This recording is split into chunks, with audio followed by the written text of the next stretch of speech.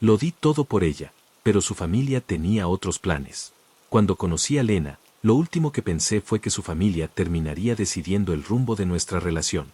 Ella era hija de inmigrantes asiáticos, de esos que llegaron con lo puesto y lograron abrirse camino a fuerza de disciplina, sacrificios y tradiciones que parecían inquebrantables. Siempre me pareció admirable la cercanía que tenía con sus padres, el respeto que mostraba hacia sus raíces, y la manera en que hablaba de su cultura con un orgullo contagioso. Al inicio, esas diferencias eran solo eso, diferencias. Yo, un joven estadounidense de 24 años, apenas dando mis primeros pasos como ingeniero junior en una compañía tecnológica, con un sueldo que alcanzaba justo para pagar la renta de mi pequeño apartamento, el auto usado que mantenía con esfuerzo, y las salidas de fin de semana con ella. No había lujos, pero había risas, complicidad, madrugadas viendo películas y caminatas largas por el parque. Para mí era perfecto. Nunca olvidaré el primer mes juntos. Todo era sencillo. Íbamos a comer ramen en el local favorito de ella, que quedaba escondido en una esquina de Chinatown, o cocinábamos en casa pasta barata y tomábamos vino del supermercado como si fuera un festín. Había un calor en esas pequeñas cosas que me hacía sentir que estábamos construyendo algo sólido. Y aunque yo sabía que aún estaba en el inicio de mi carrera, con todo lo que eso implicaba en ingresos y responsabilidades, me ilusionaba pensar que creceríamos juntos, que con el tiempo lograríamos ese futuro cómodo del que tanto hablábamos. Pero lo que empezó como una relación de iguales se fue transformando, poco a poco, en una lista de pruebas que yo debía superar para que ella se tomara en serio la idea de presentarme a su familia. Fue durante una tarde de domingo, en mi sala, cuando Lena lo dijo con la voz más tranquila del mundo, como si fuera lo más natural. Mis padres son muy estrictos, dijo, con el cabello recogido en una trenza que le caía sobre el hombro. Si algún día vas a conocerlos, necesitas demostrar que puedes darme una vida mejor. Ellos esperan que mi pareja tenga ingresos estables, un buen trabajo, que sea alguien de quien puedan sentirse orgullosos. Al principio me reí, creyendo que era un comentario aislado, pero ella no sonrió. ¿Orgullosos? Repetí. ¿No basta con que te ame? Claro que me importa que me ames, respondió, con tono suave pero firme. Pero en mi familia, no funciona así. Ellos se sacrificaron todo para darme oportunidades, para que fuera a la universidad, cosa que ellos no pudieron. No van a aceptar que me case con alguien que apenas está empezando, que llega raspando a fin de mes. Sentí que el aire se volvía más denso. Yo trabajaba horas extras, aprendía cada día, me esforzaba por crecer. ¿No era eso suficiente? En los meses siguientes, esa lista de exigencias se convirtió en mi obsesión. No podía dejar de pensar en cómo aumentar mis ingresos, cómo dar ese salto que ella esperaba. Llegué a considerar opciones que nunca me había permitido, invertir en criptomonedas sin saber nada, aceptar proyectos turbios que un compañero me sugirió, incluso una noche, en mi desesperación, llegué a fantasear con vender información de la empresa para conseguir dinero rápido. Fue un pensamiento que me golpeó de inmediato. ¿Qué estoy haciendo? ¿Cómo puedo arriesgar mi vida y mi carrera por la aprobación de alguien más? La presión me estaba quebrando. No dormía bien, trabajaba con el estómago encogido, y aún así, cuando lograba un avance, cuando me dieron la noticia de que pronto habría una oportunidad de ascenso y un aumento de sueldo, Lena apenas levantó la mirada del teléfono. Eso está bien, dijo. Pero aún me preocupa que a veces llegues tarde a nuestros encuentros. Ese comentario me atravesó como un puñal. Ahí estaba yo, partiéndome en dos para complacer expectativas que ni siquiera eran mías, y lo único que ella veía eran mis defectos, mis retrasos, mi humanidad. La situación se volvió aún más insoportable cuando, una tarde cualquiera, soltó la frase que terminaría de abrirme los ojos. Mi madre me dijo que quiere presentarme a un chico. Es asiático, tiene su propio negocio, ellos creen que sería un buen candidato para casarme. Recuerdo que me quedé inmóvil, como si el suelo se hubiera convertido en hielo. ¿Y tú qué piensas de eso? Le pregunté, con un hilo de voz. Ella bajó la mirada, incómoda. No sé, solo te lo comento porque, mis padres son muy insistentes. Ahí entendí que yo había puesto todo en esa relación, mientras ella mantenía una puerta abierta a lo que su familia decidiera. Yo era el que se estaba desangrando por demostrar que valía, mientras ella me trataba como un borrador provisional, algo que se usa mientras llega la versión final. Esa misma noche, llamé a mi mejor amigo, Darren, y me desahogué con él. Hablé durante casi una hora, contándole cada detalle, cada humillación velada, cada vez que me había sentido menospreciado. Darren me escuchó en silencio hasta que al final dijo, «Bro, estás peleando solo. Estás jugando un partido en el que ella ni siquiera se puso el uniforme. Me quedé callado, porque tenía razón. Fue entonces cuando decidí salir de ahí. No valía la pena seguir luchando por alguien que no luchaba por mí. Ambos éramos adultos, yo la amaba, sí, pero ella ya ni siquiera sabía si me quería, y lo peor, no me respetaba. Actualización 1. A pesar de lo desilusionado que me sentía, pensé inocentemente que quizás las cosas podían cambiar, que ella podría llegar a recapacitar, pero ella terminó pidiéndome un tiempo. El tiempo que Lena me pidió fue como firmar un contrato de dolor con letras chiquitas. Ella insistía en que no quería perderme, que yo era importante para ella, pero que necesitaba espacio para evaluar mejor las cosas. Lo irónico es que mientras me pedía espacio, se presentaba en mi apartamento con total naturalidad, como si siguiera siendo su lugar. Abría la nevera, encendía el televisor, me hablaba de su día en la universidad o en el trabajo como si nada hubiera cambiado. La única diferencia era que no había besos, no había caricias, no había intimidad. Y esa ausencia lo transformaba todo. Recuerdo una noche en particular, había pasado todo el día en la oficina revisando un proyecto que me tenía agotado. Llegué con ganas de tirarme en la cama y apagar el mundo, pero al abrir la puerta, allí estaba ella, sentada en el sofá, usando mi sudadera favorita y con una bolsa de sushi sobre la mesa. Pensé que te alegraría llegar y encontrarme aquí, dijo, con esa sonrisa que antes me derretía y que ahora solo me confundía. Yo me quedé de pie, con la mochila colgando del hombro, tratando de entender qué estaba pasando. Porque sí, me alegraba verla, pero también me dolía. Lena, empecé, pero no encontré las palabras. ¿Qué? ¿No quieres que esté aquí?, preguntó, fingiendo inocencia. Quise decirle que no, que me estaba destrozando con esa especie de amistad a medias en la que yo seguía siendo su apoyo, su compañía, pero no su pareja. En vez de eso, me senté a comer con ella. Pasamos la noche como cualquier otra pareja, cenando, viendo un par de episodios de una serie y hablando de trivialidades.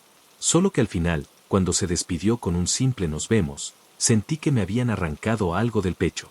Ese patrón se repitió durante semanas. Ella me invitaba a eventos con sus amigas, a cenas, a salidas de karaoke, y me presentaba como mi amigo.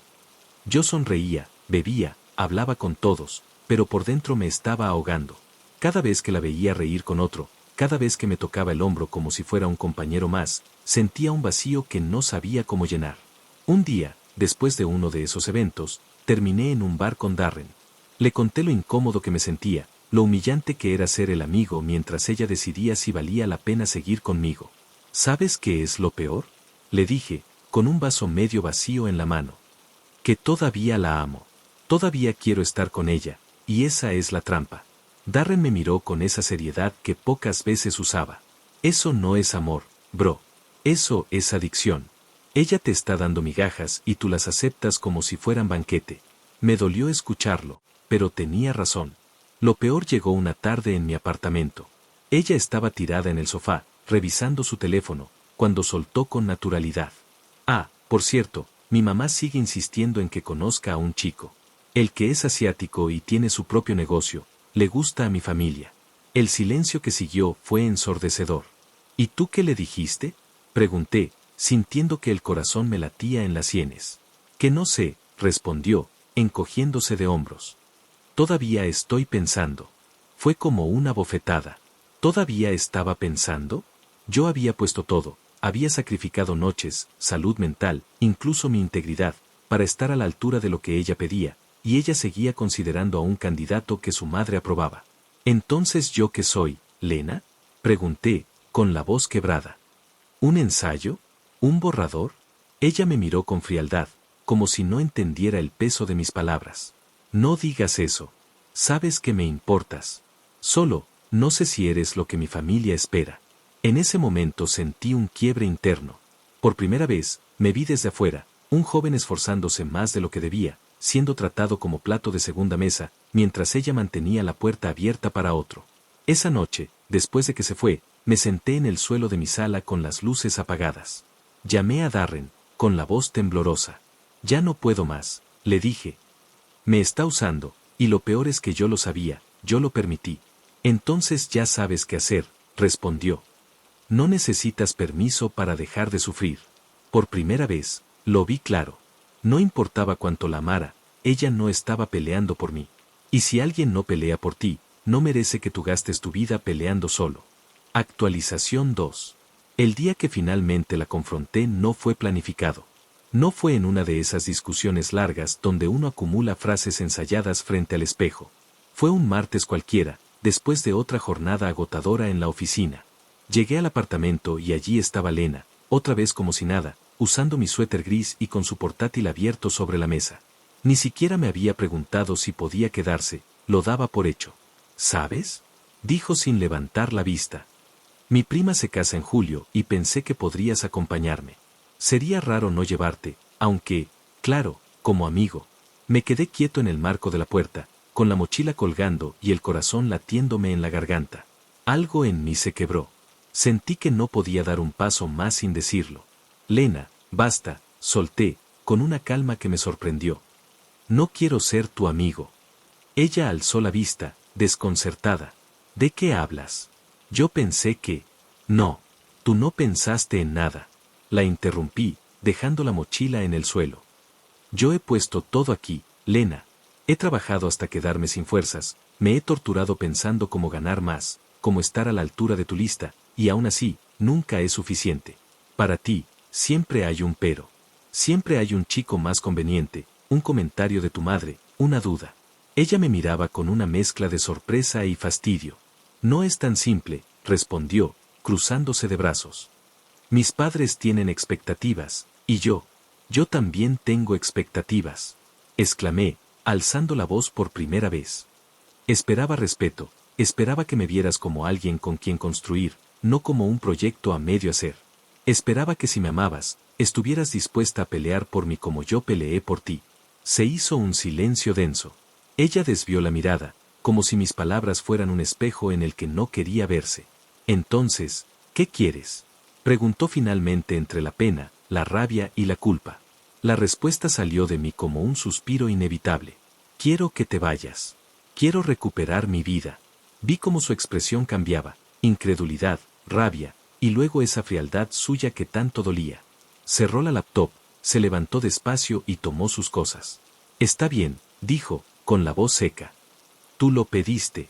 Cerró la puerta y el golpe resonó como un eco de liberación y de pérdida al mismo tiempo. Las primeras semanas fueron un caos emocional. Parte de mí esperaba que regresara, que tocara la puerta llorando, que me dijera que me elegía a mí por encima de todo. Pero eso nunca pasó. Y en ese vacío fue donde la terapia empezó a tener sentido.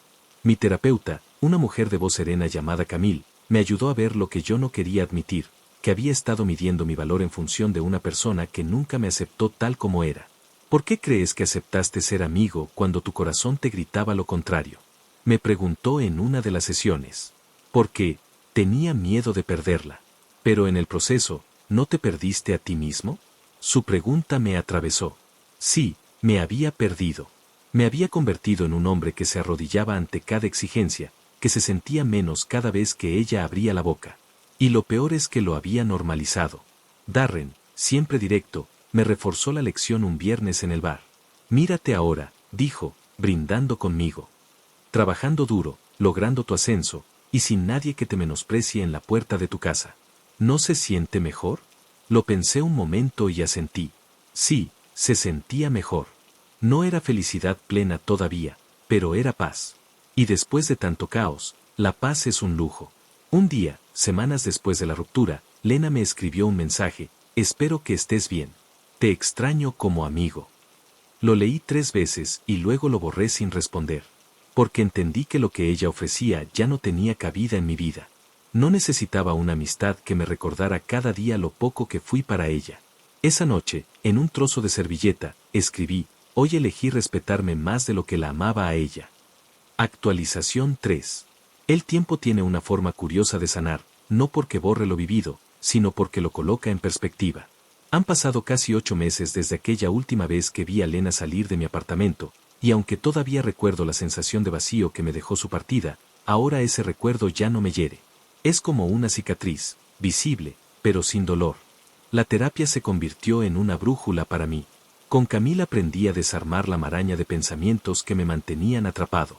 Una de las primeras cosas que me hizo ver fue que yo había confundido amor con sacrificio absoluto, como si amar significara siempre dar más de lo que recibes. El amor no se mide por cuánto aguantas, sino por cuánto compartes en equilibrio, me dijo en una de las últimas sesiones. Esa frase se quedó grabada en mí. Comprendí que en mi relación con Lena no había equilibrio. Yo era quien corría, quien se esforzaba, quien cambiaba. Ella solo esperaba. Y no porque fuera mala persona, sino porque, en el fondo, no me veía como alguien suficiente. Esa verdad me dolió más que su indiferencia. Un domingo, mientras caminaba por el mismo parque donde solíamos ir juntos, me encontré con Evelyn, una compañera de la oficina con la que nunca había hablado demasiado. Nos detuvimos a charlar y sin darme cuenta pasamos casi una hora conversando sobre libros, música y hasta tonterías de trabajo. No hubo intención romántica, pero sí una conexión genuina, ligera, sin condiciones ni exigencias. Al despedirnos, me di cuenta de lo extraño que había sido hablar con una mujer sin sentir que debía probarme a cada segundo. Fue un respiro. Esa interacción me enseñó algo importante, que la compañía no debe sentirse como un examen constante, que puedo ser yo mismo y aún así ser digno de afecto y respeto. Un mes después, recibí por un amigo en común una noticia sobre Lena. Estaba saliendo oficialmente con el chico que su madre le había presentado, el empresario con su propio negocio. Cuando lo escuché, no sentí rabia ni celos. Sentí alivio. Alivio de no estar en ese lugar, de no seguir compitiendo contra una lista imposible de expectativas. Lo comenté en mi siguiente sesión de terapia, y Camille sonrió. ¿Te das cuenta de lo que significa esa reacción? Preguntó. Que ya no me importa, respondí. Que ella tomó su camino y yo el mío. Exacto. Y ahora puedes enfocarte en construir sin sentir que estás en deuda con nadie. Hoy mi vida es distinta. No perfecta, pero distinta. El ascenso que tanto esperaba llegó y, por primera vez, lo celebré por mí, no por mostrarle a alguien que era suficiente. Empecé a ahorrar, a organizar mis metas sin la presión de cumplir con un estándar ajeno. Me inscribí en un curso avanzado de programación que siempre había querido hacer, y cada vez que avanzo en él, siento que me acerco más a la versión de mí que quiero ser. También aprendí a cuidar de mis relaciones de otra forma. Paso más tiempo con Darren, con mi hermana, con mi pequeño círculo de amigos que siempre estuvo ahí sin exigirme nada. Descubrí que la verdadera familia y los verdaderos amigos no te piden currículum ni te ponen a prueba, solo caminan contigo. Al mirar atrás, sé que parte de mí seguirá agradeciendo haber conocido a Lena, porque sin ese dolor quizá nunca habría buscado ayuda ni aprendido tanto sobre mis propios límites. Pero también sé que nunca volvería a permitir que alguien me haga sentir como un borrador. La última vez que escribí en mi diario sobre ella puse una sola frase, lo di todo, pero al final lo que gané fue a mí mismo. Y con eso entendí que mi historia no es de fracaso, sino de transformación. Porque a veces perder a alguien es la única manera de avanzar. Gracias por llegar hasta el final de este video. Cuéntanos en los comentarios si has vivido algo similar o conoces a alguien que haya tenido una experiencia parecida. También recuerda darle a like y suscribirte para más historias. Gracias.